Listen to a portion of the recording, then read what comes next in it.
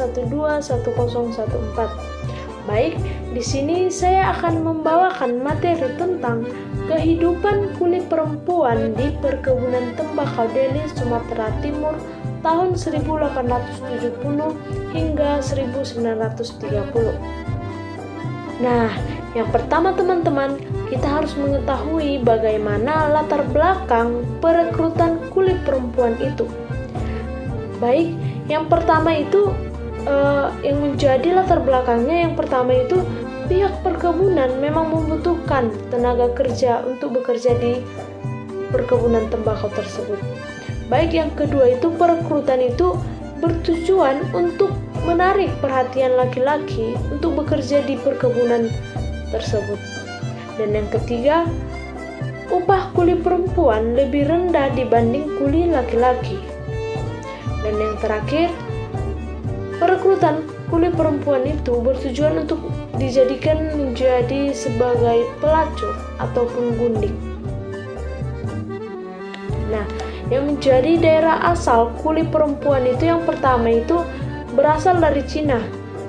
Dan yang kedua itu perempuan kuli berasal dari Jawa Tengah dan Jawa Timur. Baik teman-teman, adapun proses perekrutan kuli perempuan itu yang pertama itu perekrutan itu dilakukan secara selektif. Baik, untuk proses perekrutan kuli perempuan itu yang pertama itu perekrutan dilakukan secara selektif, yaitu perempuan yang masih cantik, muda, fisik yang baik dan yang sehat. Yang kedua itu perekrutan kulit perempuan hanya dibutuhkan 40 orang dalam 1 tahun. Dan yang terakhir, perekrutan dilakukan melalui agen-agen biro jasa. Adapun yang menjadi bidang pekerjaan kuli perempuan itu, yang pertama, kuli perempuan dipekerjakan menjadi kuli perkebunan untuk pekerjaan yang berhubungan dengan perawatan tanaman, menyortir, memilah, bahkan mencari hama.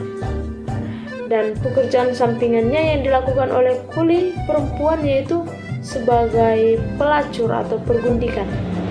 Perempuan Cina menjalani profesinya sebagai pelacur di kalangan tandil dan asisten perkebunan.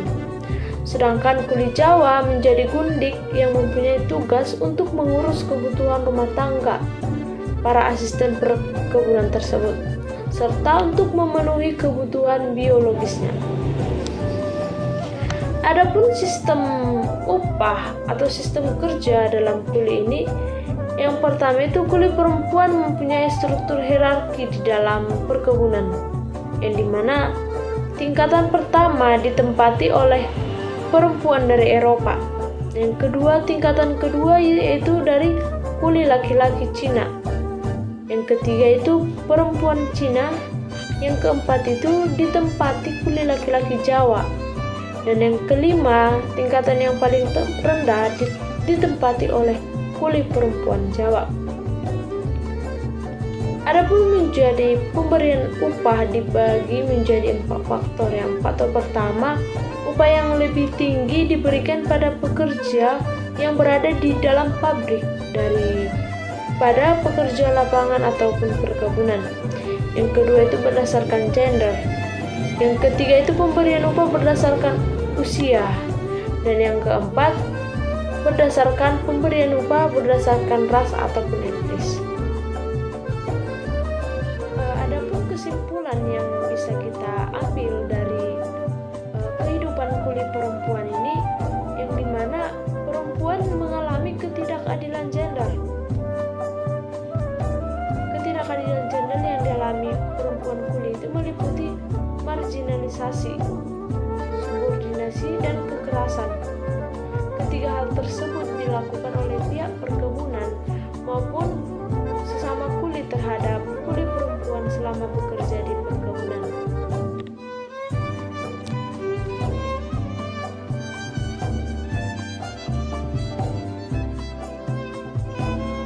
Selain itu, kulit perempuan juga mengalami kekerasan selama bekerja di perkebunan.